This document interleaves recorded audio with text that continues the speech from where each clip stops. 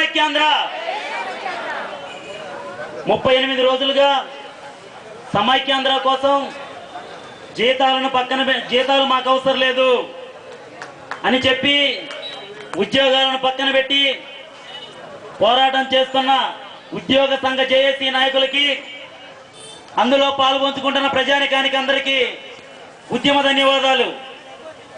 మనం 38 రోజులుగా ఈ విధంగా ఉప్పెనలా ఉద్యమం చేస్తుంటే మన నాయకులకు నీతి నిజాయితీ లేదు, సిగ్గు లేదు.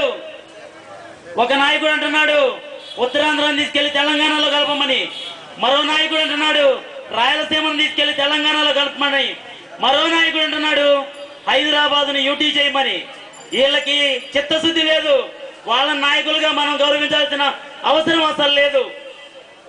రాష్ట్రం మొత్తం ఐక్యంగా ఉండాలని హైదరాబాద్ లో ఉన్న ప్రజలు కూడా కోరుకుంటుంటే ఈ నాయకులకు మాత్రం లేదు. వాళ్ళు ఉమ్మడి రాష్ట్రంలో ఉంటూ మనల్ని అడ్డుకుంటామని చెబుతుంటే రాష్ట్ర పదవులు అనుభవిస్తున్న నాయకులు మాత్రం మనకి పర్మిషన్ ఇప్పించడానికి ఏమాత్రం చొరవ తీసుకోలేదంటే వాళ్ళు ఎంతగా సిగ్గుపడాలో తెలుసుకోవాలి. నాయకులు చేయాల్సిన పనిని ఇక్కడ ఉద్యోగ నాయకులు చేస్తుంటే పేపర్లో బోధులు ఇవ్వడానికి మాత్రం వస్తున్నారు. వాళ్ళు ఉద్యమం చేస్తున్నామని చెబుతున్నారు. పేపర్లు కూడా కేవలం వాళ్ళ పేపర్లు అమ్ముడుకోవడానికో న్యూస్ని హైలైట్ చేసుకోవడానికో చూస్తున్నాయి తప్ప ప్రజా ఉద్యమం ఈ విధంగా ఉంది, నాయకులారా మీరు తలగ్గాలి అని ప్రజల మనోభావాన్ని తెలియజేయడం లేదు. అదేవిధంగా శ్రీకాకుళంలో 2 లక్షలతో మానవహారం చేశారు. ప్రతి ఏరియాలో 1,00,000 జనఘోషని లక్షలాది మంది పాల్గొంటున్నారు.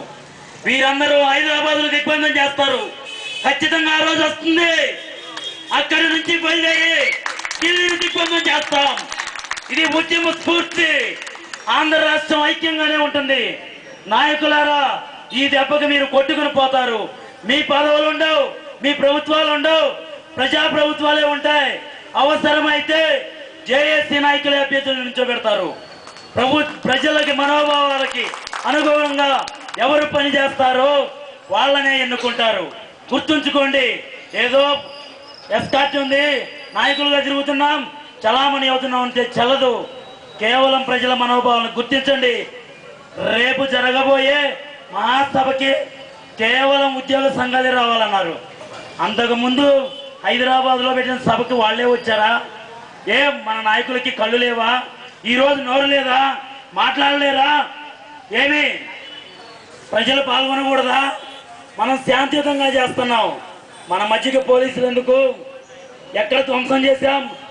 హైదరాబాద్ కాదు, తెలంగాణ జిల్లాలని ధ్వంసమైనవి. ఆ రోజు ఏ చర్యలు తీసుకోలేదే. వాళ్ళ మీద పెట్టిన కేసులు ఎత్తేశారు. మన మీద ఎందుకు? శాంతియుతంగా చేస్తున్నా కూడా చర్యలు కావాలంటున్నారు. ఇవన్నీ నాయకులు గమనించాలి. గమనించకపోతే ఖచ్చితంగా ఉప్పెనలా వచ్చిన ఈ ఉద్యమంలో కొట్టుకుపోతారు. మాయ మాటలొద్దు, మాతో కలిసి రండి, ఉద్యమంలో పాల్గొనండి. లేదంటే మాత్రం మీకు ఖచ్చితమైన బుద్ధి చెప్తాం. జై సమైక్యాంధ్ర, జై సమైక్యాంధ్ర. ఉప్పెనలా కదిలి రండి, హైదరాబాద్ను దిగ్బంధం చేద్దాం రేపు. అదే రేపటికి ఢిల్లీ దిగి రాకపోతే ఢిల్లీ బయలుదేరదాం. జై సమైక్యాంధ్ర. మరి ప్రకాశం జిల్లా నుండి ప్రతి జేఏసీ సెంటర్ని కూడా సందర్శించి మరి ఆయన యొక్క ఉద్యమ స్ఫూర్తి నింపుతూ ఈ ఉప్పెనలా ఉద్యమం వస్తున్న ఈ ఉద్యమంలో రాజకీయ నాయకులారా, ఈ ప్రజాప్రతినిధులారా మరి రాజీనామాలు చేసి రాకపోతే మరి ఈ ఉద్యమ సునామీలో కొట్టుకుపోతారని చెప్పి సందేశం ఇస్తూ ఉద్యమ స్ఫూర్తి నింపిన ప్రకాశం జిల్లా జేఏసీ నాయకులు ఎం సందీప్ కుమార్ గారికి మన సమైక్యాంధ్ర ఉద్యమకాల తరఫున, కోనసీమ జేఏసీ తరఫున ఉద్యమ ధన్యవాదాలు తెలియజేస్తున్నాం. జై సమైక్యాంధ్ర. అలాగే మరి ఈ రోజు మన ఏరియా ఆసుపత్రి